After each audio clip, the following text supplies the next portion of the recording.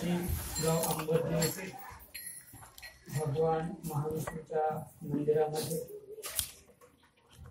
आत्मोन्नती विश्वशांती अखिल भारतीय आनंद सद्गुरू सेवा भजन प्रेमी मंडळ अंबर्जे या मंडळातर्फे ज्ञानेश्वरी ग्रंथाचं मासिक पारायण केलं गेलं आणि आज त्या ज्ञानेश्वरी ग्रंथाची सांगता समारंभ आणि त्यानिमित्त मदपामराची अल्पशी कीर्तनरूपी सेवा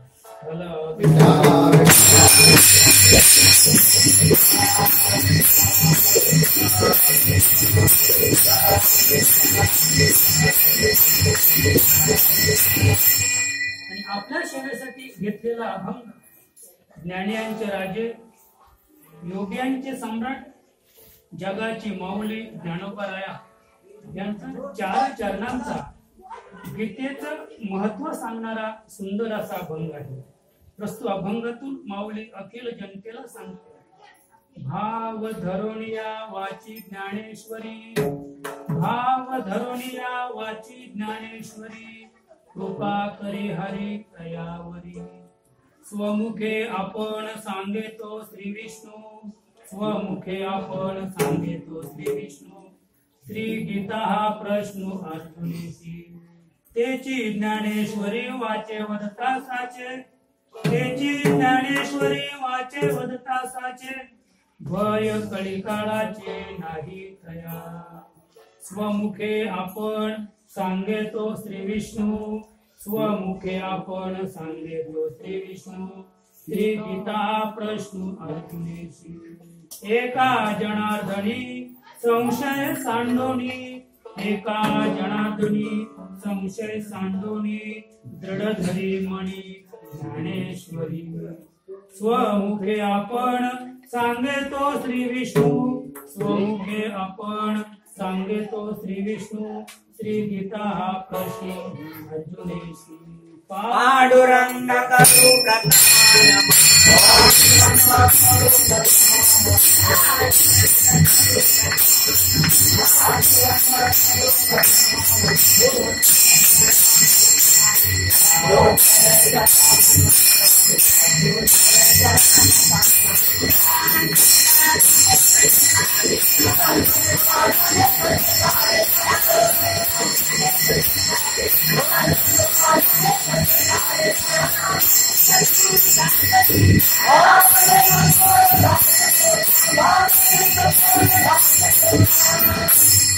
ओम नमो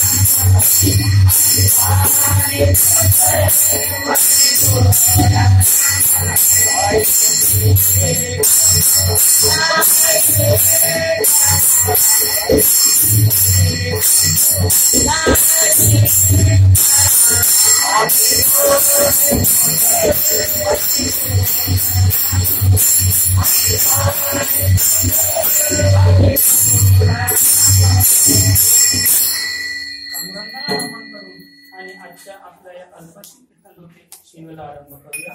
तर प्रथम सांगायचं म्हणजे करू हे कीर्तन राम नाम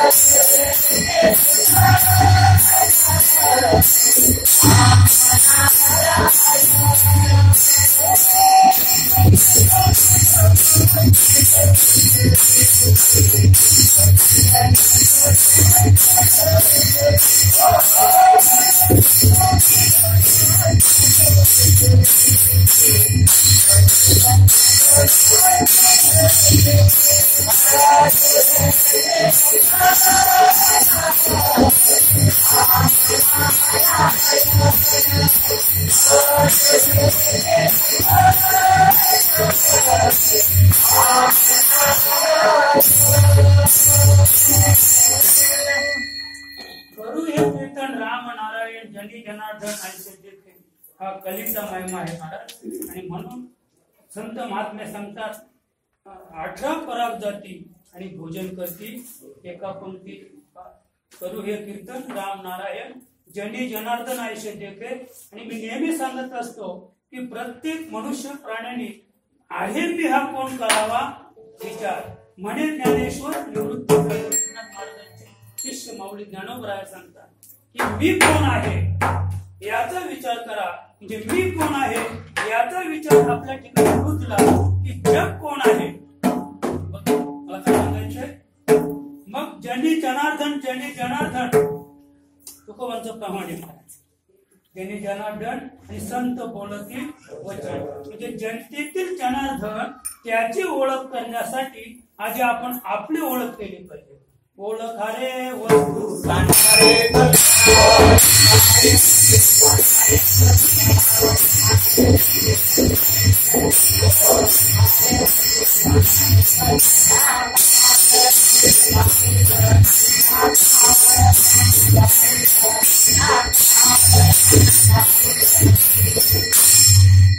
ओळखारे वस्तू सांगणारे कल्पना नका आडराणा जाऊ धनी.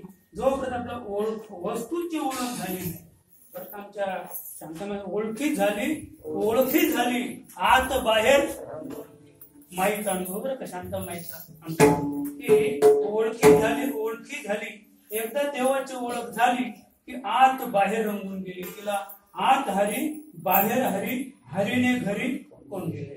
मग तिला हरी कुठे आहे म्हणजे हरी पंढरपूरला आहे, द्वारकेला आहे, मथुरेला आहे, घरी आहे, दारी आहे की मंदिरात आहे. मग हरी कुठे सर्व घटी राम द्या एक सूर्यप्रकाश सहस्ररश्मी हे तत्व माऊलीने हरिपाठात समाजा पुढे मांडले आणि तीच जगाची माऊली. त्या माऊलीविषयी थोडक्यात आपण त्यांचा परिचय पाहूया. त्यांचे आजोबा गोविंद पंत आणि गोविंद पंतांना मी मध्ये सांगितलं गैरीनाथांचा अनुग्रह होता.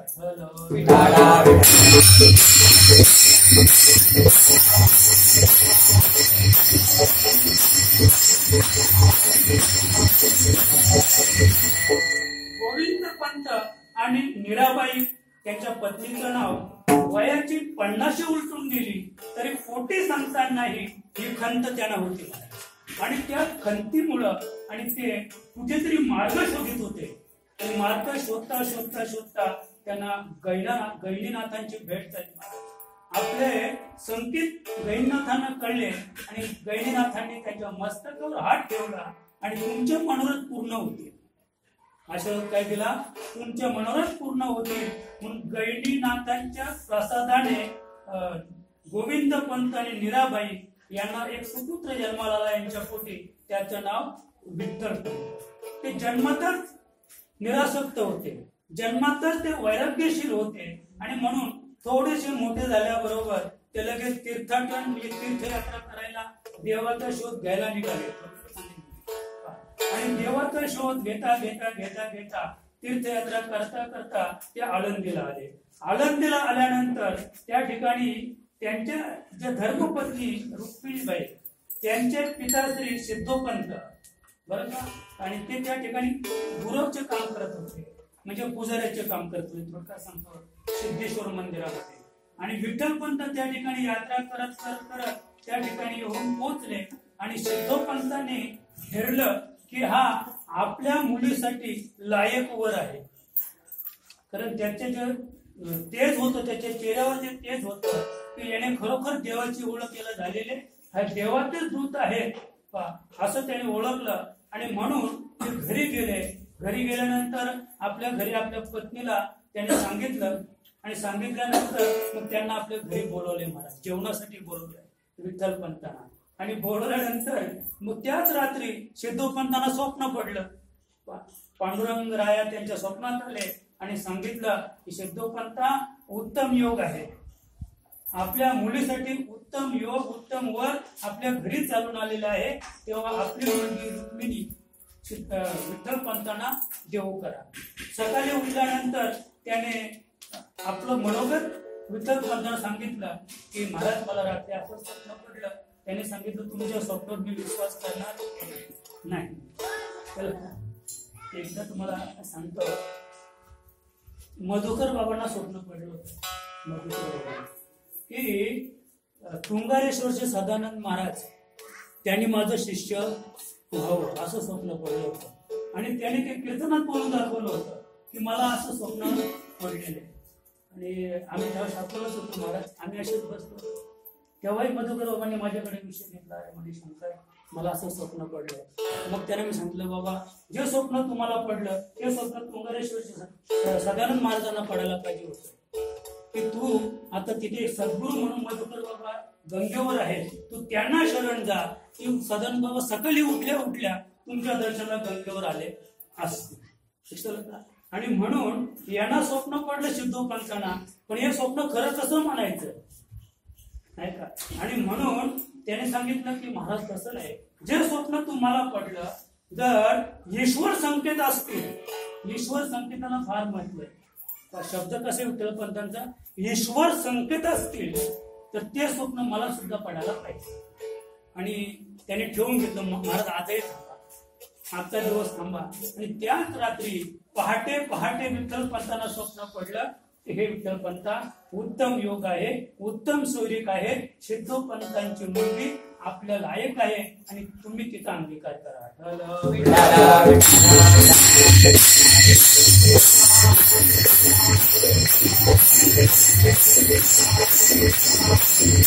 वास्तविक पाहता त्यांना लग्न करायचं नव्हतं, त्यांना संसार करायचा नव्हता. ते संसारापासून विरक्त होते. आईवडील अतिशय म्हातारे झाले होते, अगदी डोक्यावर त्यांचे हात आले होते, तरी हे तीर्थाटनाला निघाले होते. विठ्ठलपंत. पण ईश्वर संकेत मला हे सांगायचंय की ईश्वर संकेताला ना म्हणू नाही. आणि म्हणून फसले बरं का विठ्ठलपंत, म्हणून फसले. ईश्वर संकेताला ना म्हणू नये म्हणून हा म्हटले. आणि रुक्मिणी बरोबर ठरलं त्यांचं. इकडे लग्न त्यांचं झालं. कोणी नव्हतं, आई वडिलांना माहित सुद्धा नाही. मला विठ्ठलपंतांचं लग्न झालं आणि मग विठ्ठलपंतांनी सांगितलं की आता मला घरी गेलं पाहिजे. मग सिद्धोपंतांनी आपली बैलगाडी घेतली. बैलगाडीमध्ये विठ्ठलपंत त्यांची पत्नी आणि सिद्धोपंत त्यांची पत्नी, विठ्ठलपंत आणि रुक्मिणी अशी 4 माणसं निघाली. कुठे गेली? विठ्ठलपंतांकडे गेली. आणि विठ्ठलपंतांकडे त्यांच्या घरी गेल्यानंतर गोविंदपंत आणि मीराबाई यांना एवढा आनंद झाला की 1 रुपया खर्च न करता सुनबाई घरात आली. 1 रुपया सुद्धा खर्च नाही, विवाहाचा मांडव नाही, पत्रिका नाही, काही नाही. आणि तिथे गेल्यानंतर ही मंडळी 2-4 दिवस राहिली. नंतर सिद्धोपंत आपल्या पत्नीचं घरी आले. आणि मग काही काळानंतर आमचे गोविंदपंत निवर्तले, मीराबाई गेल्या. आणि मग यांचं वैराग्य किंवा विवेक अधिक वाढत गेलं, विरक्ती वाढली. आणि मग ते दररोज म्हणायचे रुक्मिणीला, मला संन्यास घ्यायचा, तू हुकार दे. संन्यास तेव्हा यशस्वी होईल की पत्नी 100% राजी असेल. पत्नी आणि घरातील कुटुंब, सुनबाई असेल, मुलगा असेल, आणखी कोणी असेल, एखाद्याचा बाप असेल, जेव्हा कोणा संन्यास घ्यायचा असेल तर घरातील सर्वांची संमती असेल संन्यास घ्यायला, तर संन्यास यशस्वी होतो. आणि म्हणून ते दररोज पत्नीला विचारायचे, मला संन्यास घ्यायचे. पण ती काहीच बोलत नव्हती. पण जसे तुकोबाराया वैकुंठाला जायला निघाले, म्हणजे दररोजच जायचे, दररोज जायचे. कुठे निघालात? वैकुंठाला. आता वास्तविक जिजाबाईचं काही चुकलं का हो? विश्वासच नाही ना. कुठे निघाला? वैकुंठाला. आणि ज्या दिवशी वैकुंठाला विमान नाही आलं त्या दिवशी फक्त एक शब्द जास्त वापरला, जिजाई येते का आज? विमान न्यायला आलंय. त्यांना माहिती विमान रोजच येतो वैकुंठाला जायला. यांचं वैकुंठ ते भामतर डोंगरावर. त्या दिवशी म्हणतात तुम्हीच जा. काय म्हटल्या? तुम्हीच जा. वास्तविक पाहता जर आधी म्हटले नसते ते एक गोष्ट पहा, वाघ आला, वाघ आला. एक गोष्ट आहे, सुंदर गोष्ट आहे छोट्या मुलांची. तर तो गोवारी रोज जायचा, जनावर घेऊन जायचा. आणि मग काय करायचं? गावाच्या शेजारी यायचा आणि बोंबलायचा, वाघ आला, वाघ आला, वाघ आला. मग सगळे गायवाले धावत जायचे. ज्यांचे गायी आहेत, बैल आहे, अरे वाघ खाईल ना आपल्या गायीला, आपल्या बैलाला खाईल. लोक धावत जायची. धावत गेलं काय म्हणे, वाघ कुठे? वाघ नाही म्हणे, फसवलं. 2-4 दिवस असाच उद्योग केला. लोक धावत जायची, फसवलं. एक दिवशी वाघ आला आणि नेमकी याचाच बैल सोड होता, तो गवारी होता ना, त्याचाच फार भारी बैल होता. त्यावेळेचा 1000 रुपये किमतीचा. वाघाने त्याच्यावर उडी मारली. धावत आला गावामध्ये, वाघ आला, वाघ आला, वाघ आला. धावा, कोणीच धावलं नाही. बैल कोणाचा खरला? तसं तुकोबराय वैकुंठाला चला, वैकुंठाला चला, वैकुंठाला चाललो म्हणता म्हणता वैकुंठाला गेले विमानात बसून. आणि गेल्यानंतर आमच्या जिजाबाईला कळलं की आज तुकोबा कुठे गेले? वैकुंठाला गेले. पण नंतर काही उपयोग नाही. तसं विठ्ठलपंत संन्यास घ्यायचा म्हणायचे, पण ती हा म्हटली नाही. पण एक दिवशी उद्वेगाने सर म्हटली, घ्या. उद्वेगाने म्हटली. रोजच म्हणायचे ना संन्यास घ्यायचे, संन्यास घ्यायचे. त्यांना माहितीये यांचा रोजचा संन्यास आहे. हे काय संन्यास घेणारे? घ्या म्हटल्याबरोबर त्याच क्षणी निघाले. फक्त ऐकलं घ्या, पुन्हा नाही विचारलं, तसेच निघाले महाराज. आणि कुठे गेले? काशीला गेले. आणि काशीला जाऊन त्या ठिकाणी रामानंद स्वामींकडे, ज्याला आपण रामानंद स्वामी त्यांच्याकडे संन्यास घेतला. यांचं नाव बदललं. त्यांना काय म्हणतात? चैतन्य असं आहे. आणि त्या ठिकाणी आपण जर कुठे नोकरीला वगैरे सर्व्हिसला गेलो ना महाराज, तर त्या ठिकाणी एक खूण घेतात. खूण तुमचे ते खूण आहे माझी भाई, तर कोणाच्या डोक्यावर असते तर कोणाच्या कुठे, तर ते चिन्ह घ्यावं लागते. ते सहीपेक्षा चिन्ह महत्वाचं आहे. तसं संन्यास देताना त्या ठिकाणी रामानंद स्वामींनी त्याला विचारलं, तुझ्या अंगावर काही खूण आहे का? त्या उजव्या दंडावर तुळशीच्या पानाची खूण होती. ती खूण त्याने दाखवली की माझ्या उजव्या डाव्या दंडावर काय आहे? तुळशी पानाचे खून आहे. आणि ती खून रामानंद स्वामींनी पाहिली. तिथे त्यांना संन्यास आश्रम दिला, भगवे कपडे परिधान केली. आणि आता स्वामी नाही वाटलं बरं झालं, आता कोणीच आपला आधार झाला म्हणून त्यांना तिथे ठेवले. आणि ते तीर्थाटना निघाले. सांगितलं मी तीर्थाटन करून येतो, धावतोय सांगतो. आणि रामानंद स्वामी तीर्थाटन करता करता करता करता आनंदीला. तोपर्यंत साधारणतः 12 वर्ष पूर्ण झाली होती महाराज. 12 वर्षाची तपश्चर्या झाल्याशिवाय तो एक तप पूर्ण झाल्याशिवाय देव प्रसन्न होत नाही. रामानंद स्वामी त्या ठिकाणी आले. दररोजचा नियम होता, वडाच्या झाडाला 108 प्रदक्षिणा घालायच्या. एक त्या ठिकाणी गोटा होता, त्या गोटाला पती म्हणून दररोज त्या पतीला आंघोळ घालायची, त्या पतीला नैवेद्य दाखवायचा आणि 108 वेळा प्रदक्षिणा करून मग घरी येऊन बाकीचा व्यवहार करायचा. 12 वर्ष असा प्रकार आध्यात्मिक प्रवास करत असताना रामानंद स्वामींची भेट झाली महाराज. नेमकी त्याच वडाखाली येऊन महाराज बसले. तिने आपला उपक्रम ओळखला आणि जाऊन त्यांचं दर्शन घेतलं आणि त्याने लगेच आशीर्वाद दिला. अष्टपुत्र पौत्रवती, काय आशीर्वाद दिला? अष्टपुत्र पौत्रवती भव. आमच्या रुक्मिणी माता हसले आणि विचारलं, देवा आपण आशीर्वाद दिला पण कोणत्या जन्माचा? पुढच्या जन्मासाठी? तर या जन्मात तर माझे पती संन्यासी झालेले, म्हणजे आता मला तर काही मुलं वगैरे होणार नाही. आता आपला मगाचा विषय. मग त्याने जरा डोळे मिटले. ईश्वरी संकेत आहे, त्याने डोळे मिटले. असं आपल्या मुखातून का निघालं अष्टपुत्र पौत्रवती भाऊ म्हणून? तर त्याने डोळे मिटले. विचारलं, पुत्री तू का हसली? तिने सांगितलं, महाराज माझ्या पतीने संन्यास घेतलेला आहे. संन्यास? पण माझ्या मुखातून तर अष्टपुत्र पौत्रवती भाऊ. मग तुझे पती कुठे? म्हणे कुठेतरी संन्यास घेऊन गेले. तुझे पती कसे होते? तिने सगळं वर्णन सांगितलं. हे सगळं वर्णन सांगत असताना सहज म्हटली, त्यांच्या डाव्या दंडावर तुळशी पत्राची खून आहे. एवढं महाराजांनी ऐकलं आणि आपली यात्रा संपली. आणि यात्रा संपून महाराज पुन्हा काशीला गेले आणि त्या ठिकाणी जाऊन चैतन्याला भेटले आणि त्याला दरडावून विचारलं, बोल तुला कोणी आहे का? तर त्याने सांगितलं होतं मला कोणीच नाही आणि म्हणून सहज संन्यास दिला होता. तर विचारल्यानं सांगितलं, हो मला पत्नी आहे. तुम्ही कुठले? मी आळंदीचा. मग तिचं नाव काय? रुक्मिणी. सगळी काही माहिती घेतली आणि मग सांगितलं की तुला आता संन्यास घ्यावा, संन्यास सोडावा लागेल, गृहस्थाश्रम स्वीकारावा लागेल. तर गृहस्थाश्रम स्वीकारल्याशिवाय तुला जमणार नाही. तर तू माझ्याकडे काय झाला, खोटं बोललास. खोट्याचं प्रायचित्त मग गृहस्थाश्रम स्वीकारायला लागेल. एक दुसरी गोष्ट तुझ्या पोटी ब्रह्मा विष्णू महेश्वर आणि आदिशक्ती मूळ माया ही तुझ्या पोटी अवतार किंवा जन्म घेणार आहे, म्हणून तुला गृहस्थाश्रम स्वीकारावा लागेल.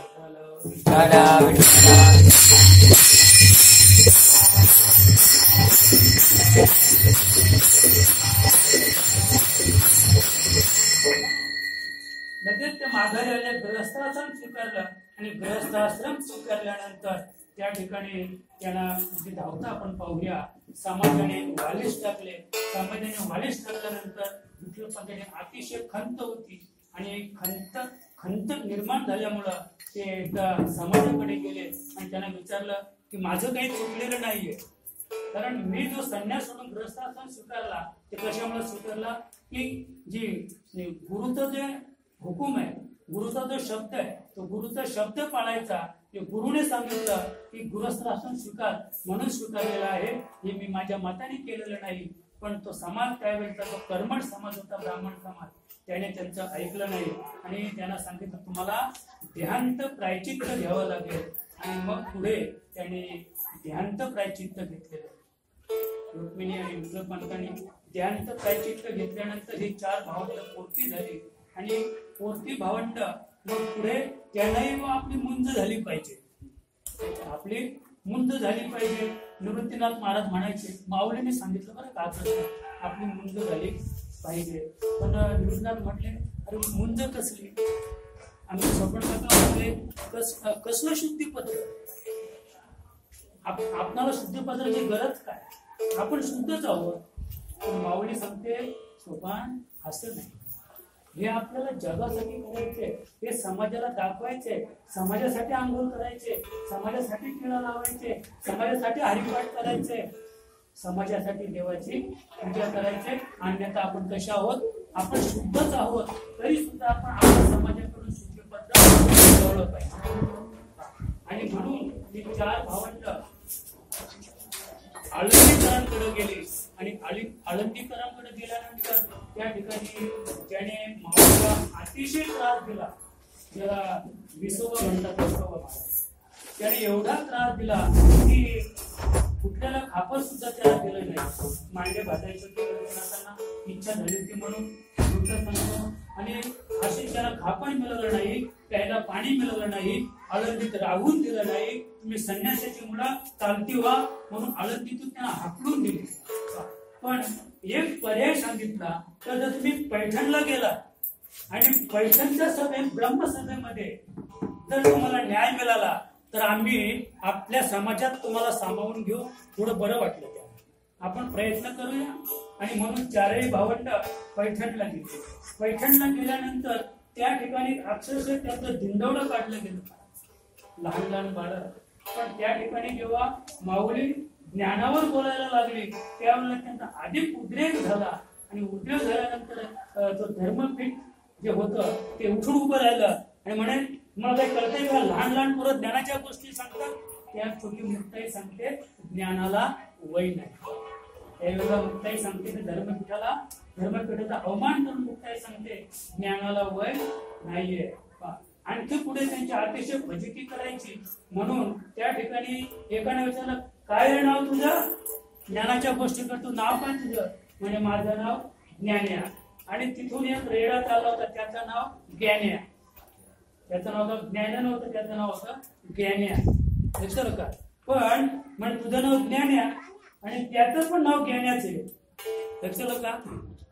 मग हा माऊली म्हणते, सर्वागती राम देहादेय सूर्यप्रकाशक सरस्वी. एवढ्याने त्याने त्या रेड्याच्या पाठीवर फटके मारले आणि फटके मारल्याबरोबर त्याचे वर कुणाच्या पाठीवर उठले? माऊलीच्या पाठीवर उठले. महाराज आमच्या सोपन काकाने सांगितलं, मारू नका रेड्याला. तुम्ही रेड्याला मारलं तर माझ्या माऊलीच्या पाठीवर वर उठतात. फार कठीण अवस्था. मग त्याने ते मारायचं थांबवलं. कर्मठ ब्राह्मण त्याने विचारलं, म्हणे तुझा आत्मा आणि त्याचा आत्मा एक आहे? हो म्हणे, त्याचा आणि माझा आत्मा एक आहे. मग ते रेडा वेद बोलेल का? म्हणे जरूर बोलेल. का बोलणार नाही? त्यावेळेची जर आपण स्थिती पाहिली पिक्चर मध्ये, सिनेमामध्ये, संत ज्ञानेश्वर, तर माऊली एकदा निवृत्ती दादांकडे पाहते. निवृत्ती दादांची नजर आणि माऊलीची नजर दोन्ही नजरा एक झाल्या. आणि दोन्ही नजरा एक झाल्यानंतर माऊलीला संकेत मिळाले गुरुकडून. आणि माऊलीने त्या रेड्याच्या मस्तकावर हात ठेवले आणि रेडा रुचा म्हणायला लागला. आज पण रेडा तेच म्हणतो बरं. ओमचा उच्चार रेड्याच्या मुखातून निघतो तो उच्चार आहे, तो ओमचा उच्चार आहे. गाढवाच्या मुखातून जो उच्चार निघतो तो ओमचा उच्चार आहे. मला एवढं सांगायचंय की रेड्यामुखी वेद बोलवले माऊलीने. आणि रेड्यामुखी वेद बोलवल्यानंतर सगळा समाज जमा झाला. माऊलीचं दर्शन घेतलं, त्याने मान्यता दिली, तुम्हाला देव मान्य, तुम्ही देव मान्य आहात, तुम्हाला आम्ही समाजात एक करून घेतलेलं आहे. तरी सुद्धा आळंदीला आल्यानंतर आळंदीच्या कर्मठ ब्राह्मणाने त्याने त्यांना मिळवून घेतलं.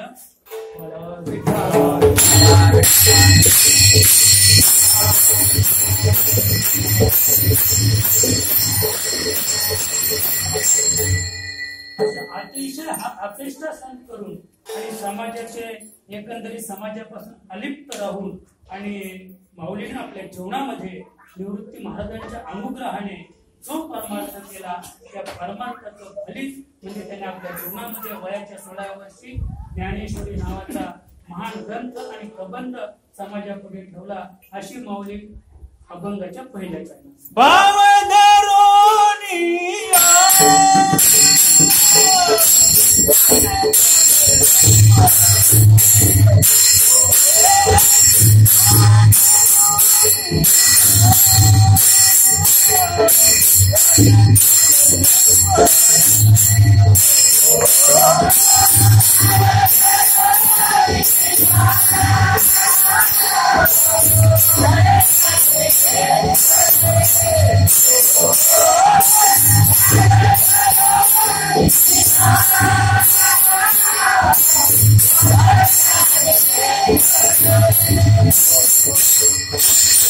Thank you.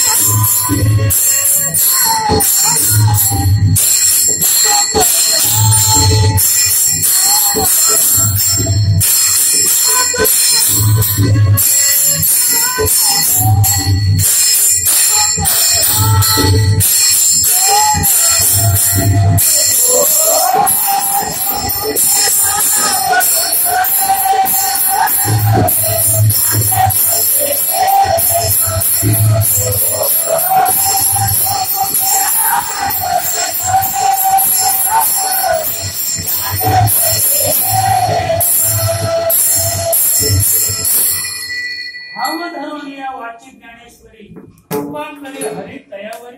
माऊलीचं वरदान. माऊली अखिल समाजाला सांगते की जे गीतेवर मी टीका केली 9,034 ओळीमध्ये ती ज्ञानेश्वरी आपण जर भाव धरून वाचली, भावाने वाचली, कारण भाव बळे आकळे यरविना कळे करतले आवळे. कारण भावेवी न देव न कळे निसंदेह गुरुविना अनुभव. भावाशिवाय देव नाही. पुढे जाऊन भाव तोची देव, तो गुरुविना अनुभव. पण देवाविषयीचा जो अनुभव आहे तो गुरुशिवाय कळणार नाही. आणि म्हणून माऊली सांगते की भाव धरून वाची ज्ञानेश्वरी. आपण भाव धरून ज्ञानेश्वरी जर वाचली, ज्ञानेश्वरीचा विचार आपण जर केला महाराज, आम्ही नेहमीच सांगतो की जगायचं असेल तर ज्ञानेश्वरी वाचा आणि मरायचं असेल तर भागवत वाचा. पण त्याच्या पुढे उलट सांगतो, मरायचं असेल तर ज्ञानेश्वरी वाचा, उत्तम मृत्यू यावा. बरं का? कारण ज्ञानराज माझी ज्यांची माऊली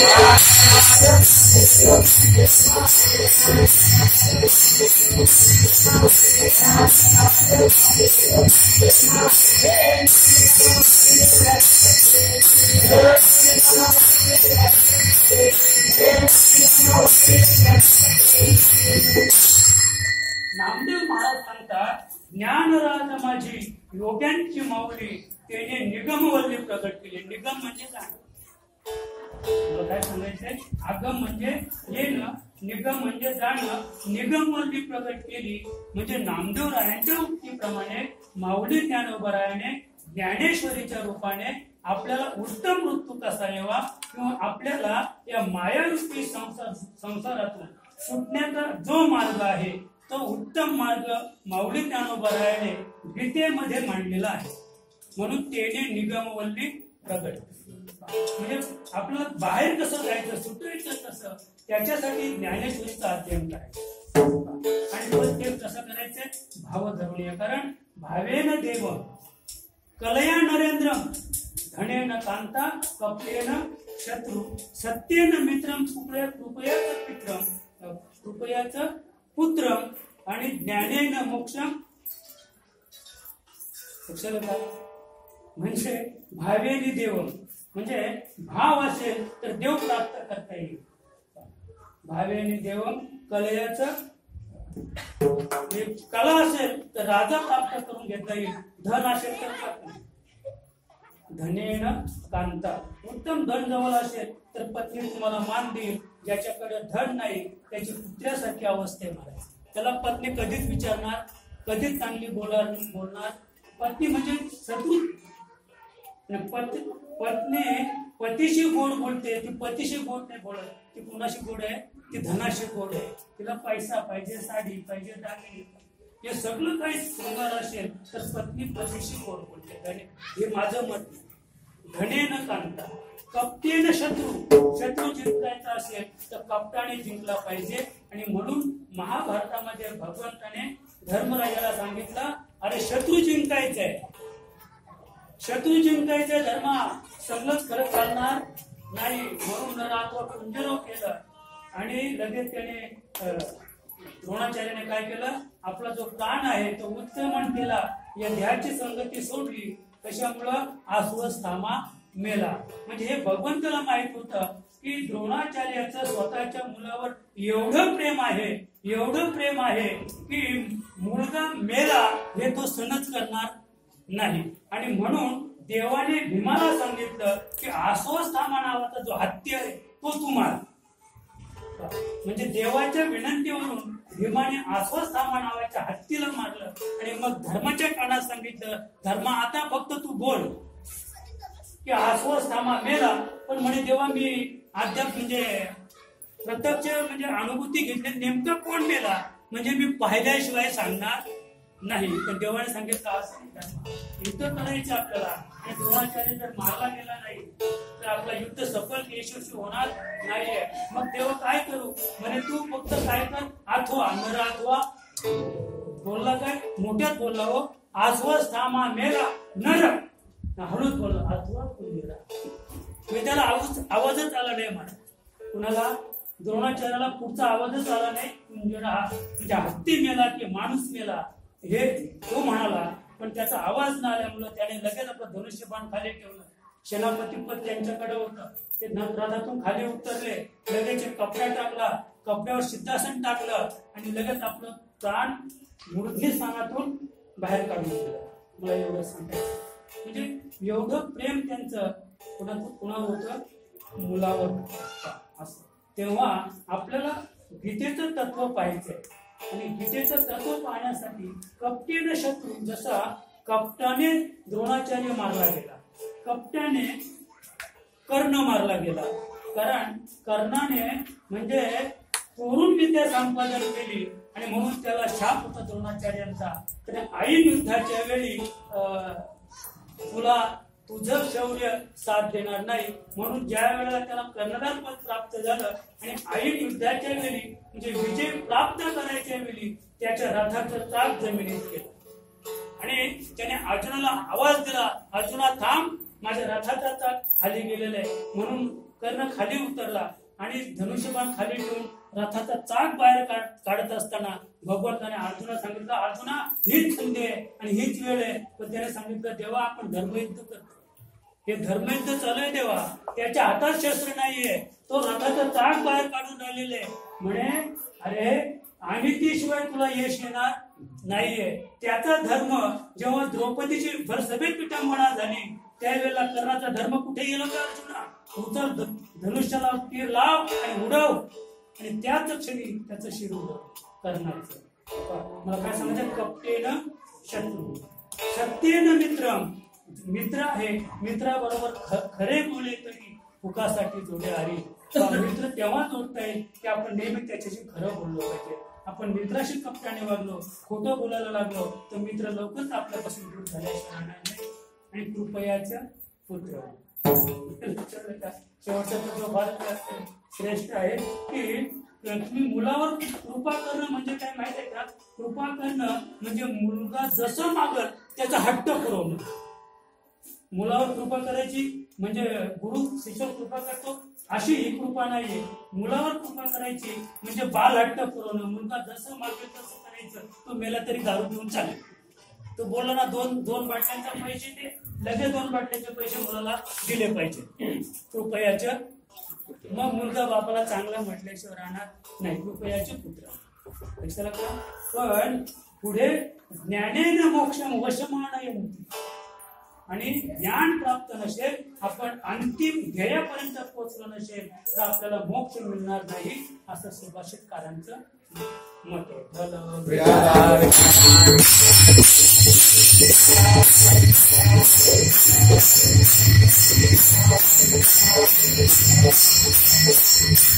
आणि म्हणून भाव धर्मनीय वाची ज्ञानेश्वरी, भाव असेल तर ज्ञानेश्वरी आपल्याला प्राप्त करून देता येईल. आणि ज्ञानेश्वरीचं आपण वाचन केलं, ज्ञानेश्वरीचं श्रवण केलं की निश्चित आपल्याला त्या तत्वापर्यंत जाता येईल. आणि तत्वापर्यंत गेलो की आपल्याला मोक्ष प्राप्त करून देता येईल. कारण हे निगम वल्लीचं जे शास्त्र आहे, निगम वल्ली ज्याला म्हणतात, ते गुह्य बीज ज्ञानेश्वरीमध्ये माऊलीने प्रगट केलेले आहे. प्रगट गुह्य बोले विश्व ब्रह्मची केले, म्हणून रामाजनार्दनी चरणी मस्तक ठेवले. हा रामाजनार्दनी म्हणजे जनार्दन पंतांचा शिष्य बरं का. रामाजनार्दनी म्हणजे रामानंद स्वामी नाही. काहींचं असं मत की रामानंद स्वामी आणि त्याची ही आरती, ही आरती त्याची नाहीये, ही आरती जनार्दन पंतांचे म्हणजे नाथ महाराजांचे गुरुबंधू रामाजनार्दन त्यांनी ही आरती केलेली आहे. रामाजनार्दनी चरणी मस्तक ठेवले. आणि अशी आमची माऊली ज्ञानोबराया त्याने गीतेमध्ये जे तत्व म्हणजे प्रगट केलेलं आहे, आमचे नामदेव महाराज त्याचं सुंदर वर्णन करतात. गीता अलंकार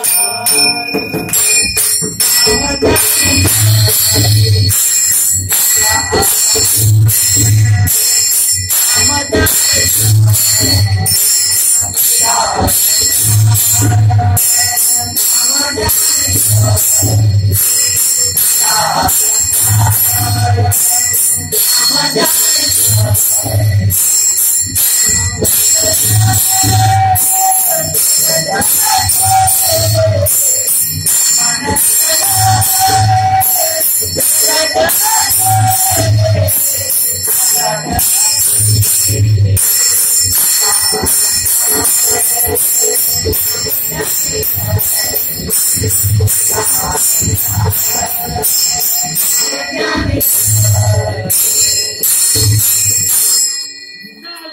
नाम ज्ञानेश्वरी ब्रह्मानंद लहरी प्रगट केली. म्हणजे त्याला ब्रह्मानंद म्हणतात. किंवा ब्रह्मतत्व जे आहे ते तत्व गीतेमध्ये माऊलीने प्रगट केलेले आहे. आणि नामदेव महाराज सुंदर सांगतात बरं का, हे म्हणजे हे जे गीता तत्व आहे त्याच्यावर काय केलेले सुंदर लेणं लिहलेलं आहे. जसं मागे सांगितलं की सोन्याची लगड असते आणि तुम्ही 1 किलोची लगड घेतली आणि सांगितलं गळ्यात बांधा तर होणार नाही. तसं म्हणजे सोन्याचे अलंकार सोन्याच्या लगडीपासून तयार करून आणि मग ते आपल्या गळ्यामध्ये शोभतात किंवा शोभा देतात. त्याचप्रमाणे हे जे गीता अलंकार आहे नाम ज्ञानेश्वरी माऊलीने गीता तत्वाचा विचार करून आणि त्या गीतेवरच एक पैलू पाडले आणि लहान लहान पैलू पाडून त्या पैलूंपासून आणि ज्ञानेश्वरी रूपी असे उत्तम दागिना तयार केला. आणि तो दागिना आज संपूर्ण विश्वाच्या गळ्यामध्ये त्याच्या पुढे सांगतो गळ्यामध्ये सांगण्यापेक्षा प्रत्येक मनुष्य प्राण्याच्या कंठामध्ये विराजमान हा जो दागिना बनवलेला आहे माऊलीने. आणि म्हणून श्रवणाच्या विषयी बैसवे येऊन नामदेव महाराज सांगतात की तुम्ही आणि म्हणून ब्रह्मानंद जो आहे तो ब्रह्मानंद गीतेमध्ये प्रगट होतो आणि तो प्राप्त करायचा असेल तर श्रवणाच्या विषय बैसावे येऊनी आणि साम्राज्य भुवने सुखी नाही. तुम्हाला निश्चित ते साम्राज्य ईश्वराचं साम्राज्य आहे ते आपल्याला निश्चित प्राप्त होईल. पण आपण त्या गीतेचं वाचन ज्या ठिकाणी चालू आहे गीतेचं पारायण ज्या ठिकाणी चालू आहे त्या ठिकाणी आपण श्रवणाच्या विषय बैसावे येऊन आपण त्या ठिकाणी येऊन आणि गीता तत्व श्रवण करायचंय. नुसती श्रवण करायची नाही तर नामा म्हणे ग्रंथ श्रेष्ठ एकतरी ओवी अनुभवावी. म्हणून काही माणसं असे अतिशय कामामध्ये आपण अतिशय प्रपंचात घडलेले आहेत मग रोज एक ओवी वाचतात. काय करतात त्या नामदेव महाराज सांगितलंय रोज एक ओवी अनुभवावी. पण त्याने हे माहित नाही रोज एक ओवी वाचायची म्हणजे आम्ही नित्यनेमाने रोज एक ओवी वाचतो. ओवी वाचायची नाही अनुभवायचे. ओवीचा अनुभव आपल्याला आला तर आमच्या जण्या सुद्धा सांगतात वाचावी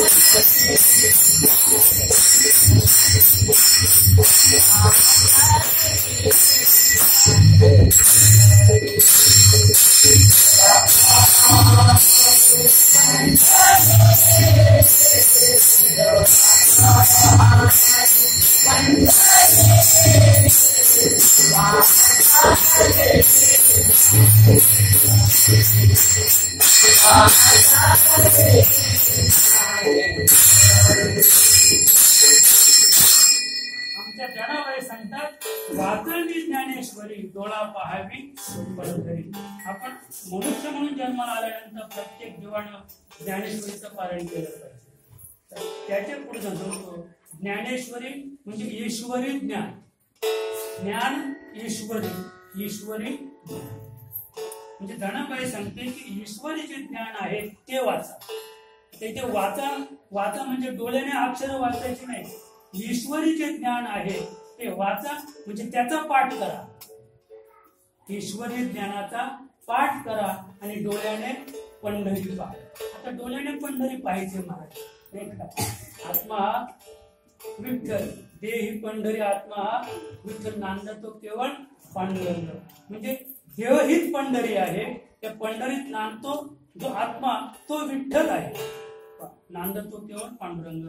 तोच पांडुरंग या देहामध्ये नांदतो पण त्याची आम्हाला ओळख अद्याप नाही. आणि त्याची ओळख करून देण्यासाठी आपल्याला गीतेचा आधार घ्यायचा आहे. गीतेच्या तत्वाने आपण चाललो तर निश्चित या ध्यात नांदणारा जो आत्मा आहे त्याची ओळख होईल. या ध्यात नांदणारा आत्मा ध्यापासून वेगळा आहे. बरं का? मग पुन्हा भगवंत सांगतात तुला भ्रम झालेला आहे बरं का. हा ध्यात नांदणारा आत्मा ध्यापासून वेगळा नाही.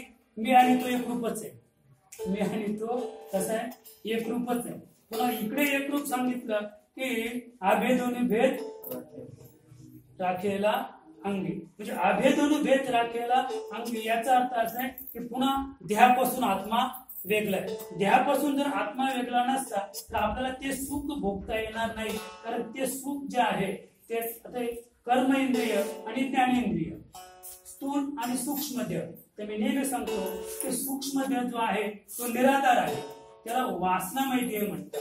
मग जशी आपली वासना होईल, वासना हा मनाचा विषय आहे.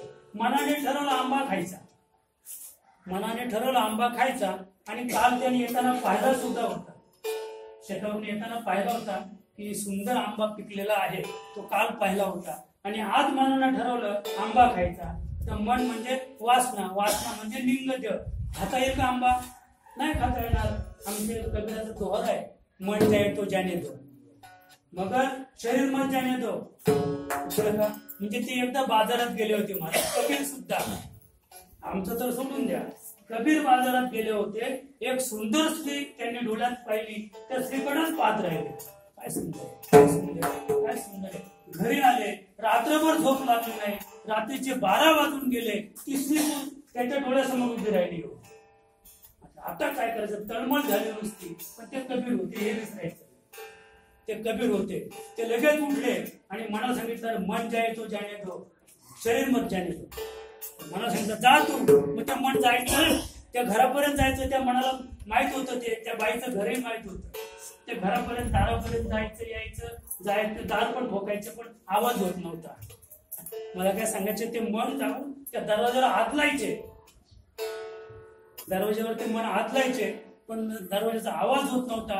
म्हणून आतमध्ये झोपलेल्या स्त्रीला त्याची जाण झाली नाही की मन येऊन दरवाजावर ठोके मारतो म्हणून.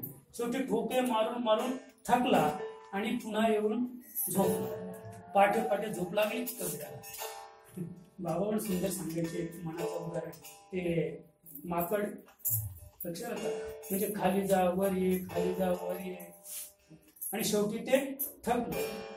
आपला विषय आहे की अशा पद्धतीने आपल्याला म्हणजे ज्ञानेश्वरी जे आहे त्या ज्ञानेश्वरीचे जे तत्व आहे त्या तत्वाचा विचार या ठिकाणी आमच्या शाळेत सांगतात. म्हणून वाचावी ज्ञानेश्वर, डोळा पाहावी पंढरी. आपल्याला पंढरपूर डोळ्याने पाहायचे आणि ते जे पंढरपूर आहे ते पंढरपूर इथेच आहे. आणि त्या पंढरपूरला जाण्यासाठी मी परवा गोष्टीला सांगितलं की निवृत्ती हरिपाठ नाम याची वाट. काय सांगितलं की निवृत्ती हरिपाठ, निवृत्ती महाराज हरिपाठा सांगतात की नाम ह्याची वाट आणि प्रपंच फुकट दिशी आम्हा. मग हा जो प्रपंच आहे ना, आम्ही ज्याला विकत घेतो किंवा विकत न घेता ज्याला मी मिठी मारलेली आहे, हा जो प्रपंच आहे, निवृत्तीनाथ महाराज सांगतात की हरिपाठ केल्यामुळं, हरिपाठाचं तत्व त्याने सांगितलं की नाम ह्याची वाट. हरिपाठात जायचं असेल तर नामाच्या वाटेने जा. नामाच्या वाटेने तुम्ही गेलात तर प्रपंच फुकट दिशा आम्हा. मग तुम्हाला प्रपंचाची किंमत कळेल की काय फुकट म्हणजे काय, काही अर्थ नाही प्रपंच. प्रपंच फुकट द्यायला घेतला तर कोण सोडणार नाही का. म्हणजे प्रपंच फुकट दिशा आम्हा याचा अर्थ नाथ महाराज सांगतात, निवृत्तीनाथ महाराज, की व्यर्थ काही अर्थहीन जो आहे त्याला प्रपंच म्हणतात. आणि तो आम्हाला तेव्हा कळेल जेव्हा नाम ह्याची. आणि तसंच आपलं पंढरपूरला जायचंय, तो पंढरपूर इथेच आहे. आणि ते पंढरपूर आपण पाहिलं, पहा डोळे भरी चर्मचक्षुच्या भीतरी, किंवा डोळ्याचा डोळा दाखविला जेणे स्वानंदाचे लेणे देव दिले. पंढरपुरामध्ये आनंद आहे बरं का. पंढरपुरामध्ये नामाचा बाजार आहे, पण तो पाहण्यासाठी डोळ्याचा डोळा दाखविला जेणे. कुणी दाखवला डोळ्याचा डोळा? सद्गुरूने दाखवला. आणि स्वानंदाचे लेणे देवविले, साम्राज्य भुवने सुखी नांदे. ते साम्राज्य, ते सुख, तो आनंद आपल्याला सद्गुरूला शरण गेल्यानंतर आपल्याला प्राप्त होईल. सद्गुरू आपला पंढरपूर दाखवेल आणि त्या पंढरपूरला आपण जर डोळ्यानं पाहिलं की मग काय ज्ञान होय अति मूढा, अति मूर्ख त्या दगडाला सुद्धा ज्ञान होईल. जणी म्हणे वाचील जो कोणी जणी त्याशी लोटांगणी. जनाबाई सांगते असा जो कोणी ज्ञानेश्वरी वाचील म्हणजे ईश्वरी ज्ञानाचा पाडा गाईल, ईश्वरी ज्ञानाचा सतत नामस्मरण करील तर जणी त्याशी लोटांगण. जनाबाई सांगते मी त्याच्या चरणावर लोटांगण घेईल, असं तिचा अर्थ आहे.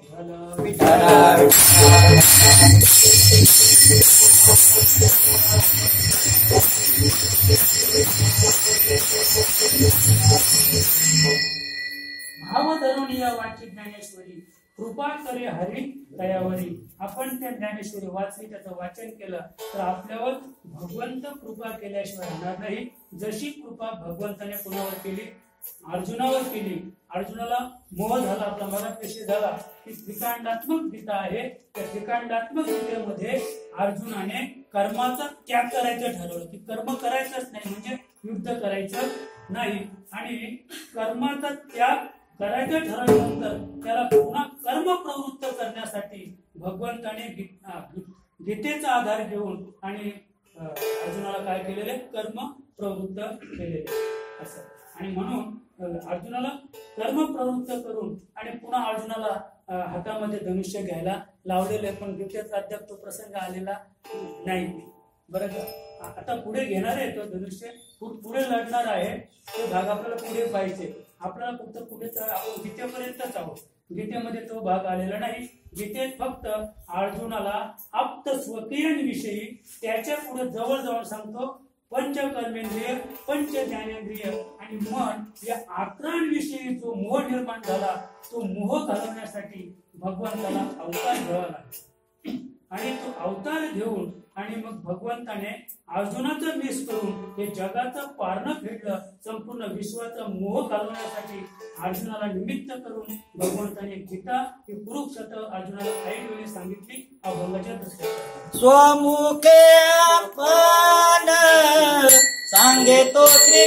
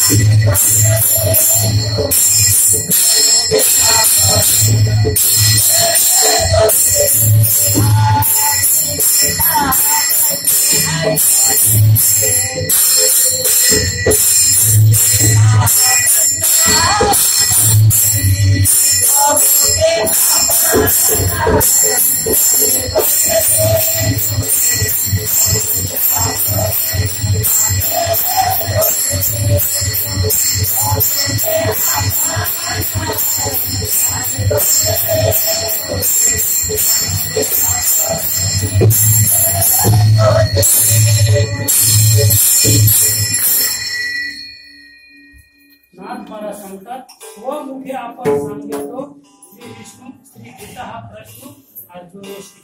स्वमुखे म्हणजे स्वतःच्या मुखातून भगवंताने कुरुक्षेत्रावर ऐन वेळेला अर्जुनाला मोह घालवण्यासाठी गीता सांगितली असं नाथांचं मत. पण पुढचा जो विषय आहे श्री गीता हा प्रश्न अर्जुनेशी, हा महत्वाचा भाग आहे महाराज. कारण गीतेमध्ये अर्जुनाने प्रश्न विचारावा आणि भगवंताने त्या प्रश्नाचं निराकरण म्हणजे उत्तरादाखल निराकरण करावं असं आमचं मत आहे. पण इथे नाथ महाराज सांगतात श्री गीता हा प्रश्न पुढे काय कधी संपणार नाही महाराज. श्री गीता हा प्रश्न अर्जुनेशी, भगवंताने अर्जुनाला गीता रूपाने प्रश्न विचारलेले, उत्तर सांगितलेले नाही. अद्याप संपलेलं जोपर्यंत चंद्रसूर्य आहे, जोपर्यंत पृथ्वीचं कल्पंत होत नाही तोपर्यंत गीता संपणार नाही. तर गीता ही प्रश्न रूपाने, गीता ही प्रश्न रूपाने आहे. आमचा संसार का संपत नाही पुढे, पोरांची लग्न झाली, पुढे काय? नातू झाले, पुढे काय? घर बांधलं, पुढे काय? बैल घेतले, पुढे काय? पुढे काय? पुढे काय? म्हणजे कधीच संपणार नाही. त्याला संसार किंवा प्रपंच म्हणतात. त्याचप्रमाणे गीता तत्व जे आहे, थोडक्यात गीतेचा अंत लागलेला नाही, अध्यात्मिकेचा अंत लागलेला नाही असं आहे. कारण गीताचा जो उगम आहे, मी मगा सांगितलं, तो ओम पासून आहे. सृष्टीचा जो उगम आहे तो ओम पासून आहे. म्हणून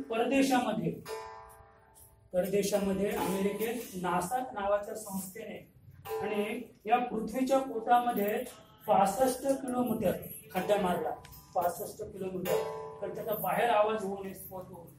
आणि त्या ठिकाणी एक 2 मोठे अशा नलकांड्या लावल्या, मोठे पाईप, आणि दोन्हीकडून तो टक्कर झाली आणि टक्कर मध्ये तिथे हवेचा स्फोट झाला, ओमचा स्फोट.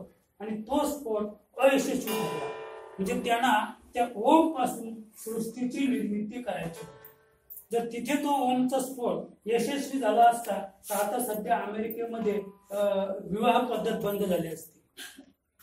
स्त्रीने पुरुषाबरोबर विवाह करायचा. मुलं अशीच, लक्षात का? म्हणजे ओम तत्वाने ती मुलं सृष्टी निर्मिती झाली असती. फार पुढे जग गेलं असतं, पण हे कदापि होणार नाही. आपला विषय काय आहे की श्री गीता हा प्रश्न अर्जुनेशी, अर्जुनाच्या पुढे भगवंताने श्री गीता रूपाने हा प्रश्न ठेवलेला आहे. आणि तो प्रश्न म्हणजे अगदी सृष्टीच्या अंतापर्यंत न संपणारा आहे. श्री गीता हा प्रश्न अर्जुनेशी, भगवंताने हा प्रश्न रूपाने गीता तत्व अर्जुना पुढे ठेवलेलं आहे. आणि अर्जुनाचा त्याच्याने मोह गेलेला. अर्जुन सांगितलं की देवा, आता माझा मोह गेला, आता मला अद्वैत स्थिती प्राप्त झाली. आता देवा, तू आणि मी काही वेगळा नाही. पण आठव्या इतकं सुंदर वर्णन केलेले भगवान म्हणजे माऊली सांगते ज्ञानोबराया की द्वैत राखून अर्जुनाला अद्वैत स्थितीपर्यंत केव्हा नेले हे अर्जुनाला कळलंच नाही. पण द्वैत तसाच ठेवला. म्हणजे आता तू शिष्य नाहीस आणि मी गुरु नाहीये. आता आपला काही भेद नाहीये. तू जे करतो तेच मी करतो. भगवंत सांगतात अर्जुनाला. आणि पुन्हा पुढे जाऊन सांगतात, अर्जुना, तू आणि मी याच्यामध्ये बरंच अंतर आहे. पृथ्वी आणि जमीन, पृथ्वी आणि आकाश एवढं अंतर आहे. पुन्हा भेद राखून का? तर आता म्हणे तुझ्या संगतीने मला सुख भोगायचं. आतापर्यंत त्या सुखाचा भोगता तू होतास. ते सुख मी आतापर्यंत तुला वाढलं, ते सुख तू खाल्लं. पण आता ते तू सुख खाल्ल्यामुळं आता मला वाटतं की ते मला प्राप्त व्हावं. म्हणून आता मी काय करतो, भेद राखून आणि त्या सुखाची प्राप्ती मला व्हावी. हे जे सुख आहे, पारमार्थिक जे सुख आहे, ते कधी संपत नाही. बाकीच्या ज्या गोष्टी आहेत त्या देवाणघेवाणमध्ये इकडे तिकडे कमी होतात. तसं पारमार्थिक सुख तुम्ही जेवढं द्या तेवढं ते सुख वाढत जाईल. म्हणून श्री गीता हा प्रश्न अर्जुनाशी, आणि म्हणून गीता रूपी हा प्रश्न भगवंताने अर्जुना पुढे मांडलेला आहे. आणि तोच प्रश्न तुमच्या आमच्या पुढे काय म्हणजे मृत्यूच्या शेवटच्या टोकापर्यंत हा प्रश्न आपल्याला सोडवायचा आहे. पुढे म्हणजे आपलं पुढे काहीतरी करायचंय, या देहाचं सोनं करायचंय. आणि म्हणून माऊली तिसऱ्या चरणात तेच ज्ञानेश्वरी वाचे वदता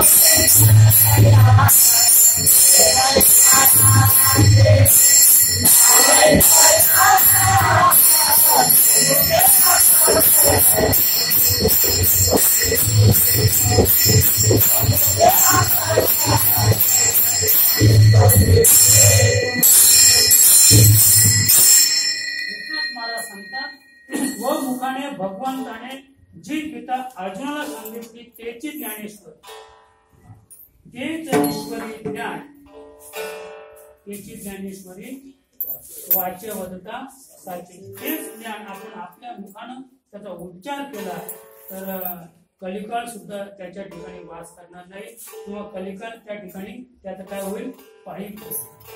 आणि म्हणून अशा पद्धतीने आपल्याला ते ईश्वरी ज्ञान ते प्राप्त करायचं आहे, त्याचा उच्चार करायचा आहे. कशाने उच्चार करायचे? वाचे वदता साचे. साचे म्हणजे खरोखर वाचेने उच्चार करायचे.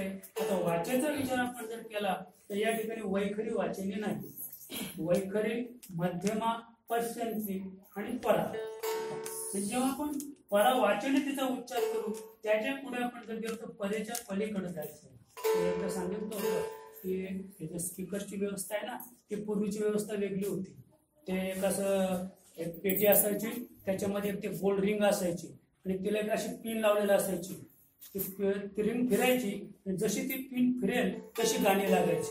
पण गाण्याचा आवाज कुठे यायचा? तिकडे बाहेर त्या भोंग्यामध्ये. तर तुम्ही तिथे असाल ना तर तिथे सूक्ष्म आवाज यायचा. म्हणजे गाण्याचा आवाज सूक्ष्म कुठे होता? त्या रिंग मध्ये आवाज यायचा आणि तो भोंग्यातून बाहेर जायचा.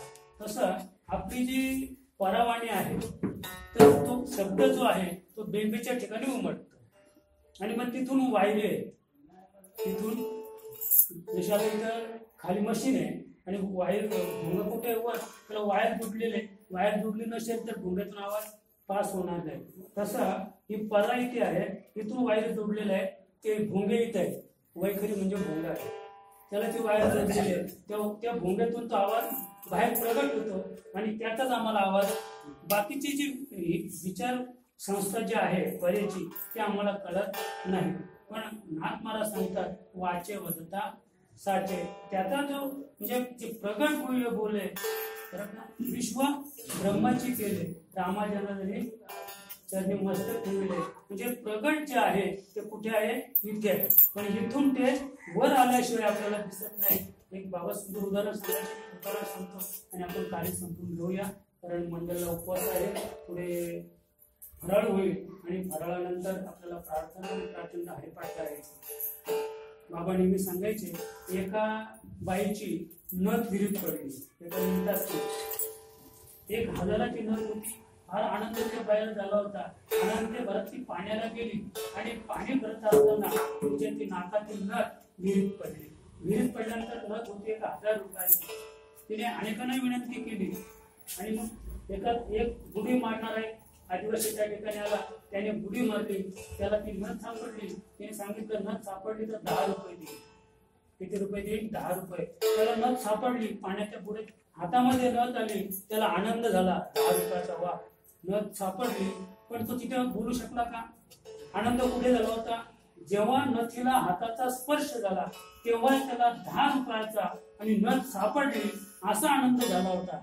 पण तो जोपर्यंत विहिरीच्या तळाशी आहे त्याचे पुढे सांगतो, जोपर्यंत पाणी या माध्यमात तो आहे तोपर्यंत त्याला तो आनंद प्रगट करता आला नाही. जेव्हा तो पाण्याच्या वर आला पृष्ठभागावर, डोकावर काढलं आणि मग बाहेर सांगितलं नथ सापडली. पण नथ सापडली तेव्हा त्याला केव्हा कळलं होतं? तो पाण्याच्या पुढाशी होता. तसं आपल्याला हे जे ज्ञानेश्वरचं तत्व आहे, जे गुरुमुखी गुह्य ज्ञान आहे, त्या ज्ञानाची प्राप्ती आपल्याला करायचे आणि ते ज्ञान संतांच्या मुखातून या विश्वामध्ये प्रगट झालेलं आहे. एकदा आपण त्याचं भजन करूया.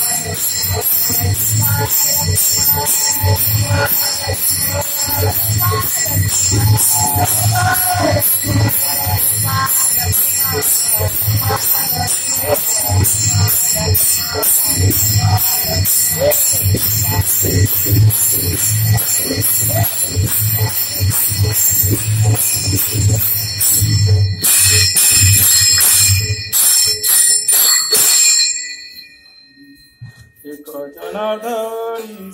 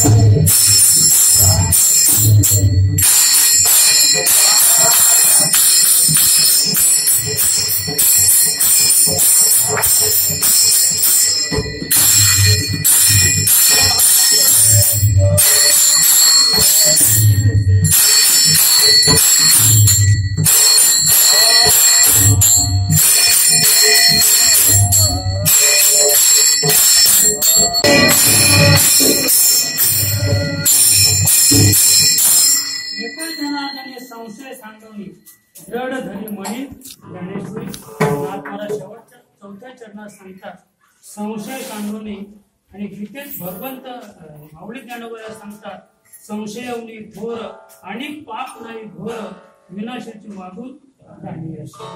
या जगामध्ये तर माणूस खाली आला असेल वाया गेला असेल तर त्याचं महत्वाचं कारण आहे संशयवनी घोर आणि पाप नाही.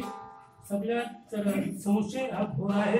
एक उदाहरण देईन माऊली नेहमी सांगायचे ते एक मुली होता मुली लाकडं विकणारा एक दिवशी तो हार थाकला उत्तर सांगतो आणि एका झाडाखाली येऊन दुपारची वेळ होती उन्हाचा तडाखा होता सावली घेऊन बसला मुली बाजूला ठेवली आणि विचार करायला लागला जर पाणी मिळलं असतं कल्पतून ते झाड लगेच पाणी मिळालं असतं सोन्याच्या तांब्यामध्ये पाणी आलं जरा पाणी प्यायला बरं माणसाचा स्वभावच असतं जेव्हा भूक लागते तहान लागते पण भूक शमन साधन तिच्याकडे पाणी तरी मिळलं असतं तर पाणी मिळाल्यानंतर त्याची पुन्हा तिला तृष्णा म्हणतात.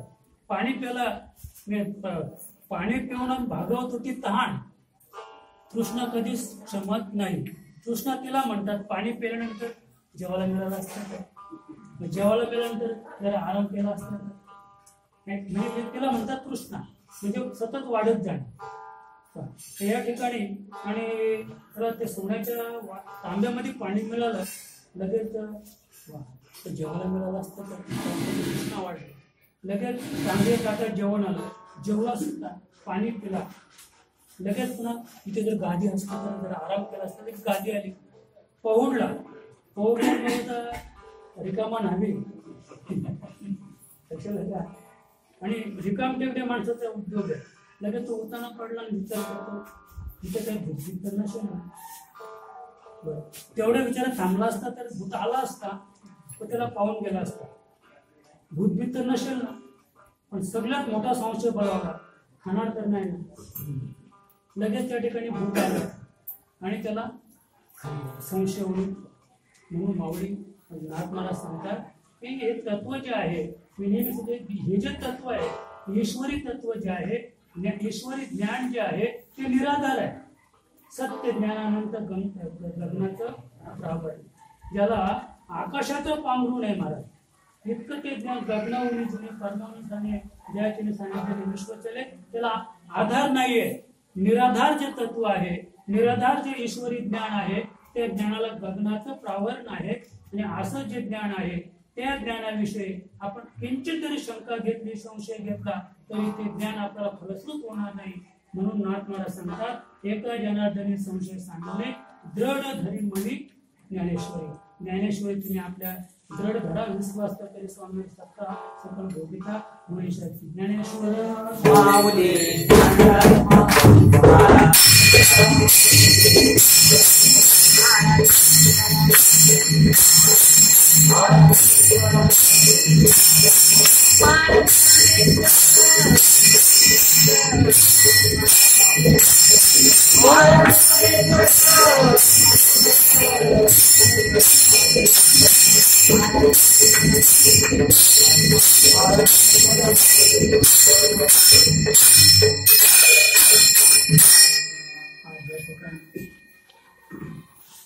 संतश्रेष्ठ माऊली ज्ञानोबराया यांनी लिहिलेला हा धर्मग्रंथ प्रबंध अर्थ ज्ञानेश्वरी.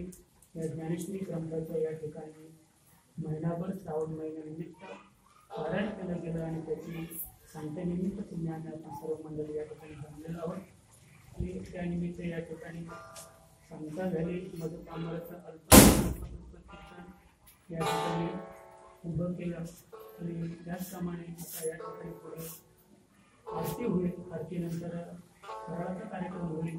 त्याच्यानंतर प्रार्थना व हरिपाठ अशा पद्धतीने कार्यक्रम आहे. तरी सर्वांनी या ठिकाणी आरतीला उभं राहायचं. जय विठ्ठल जय हरी विठ्ठल जय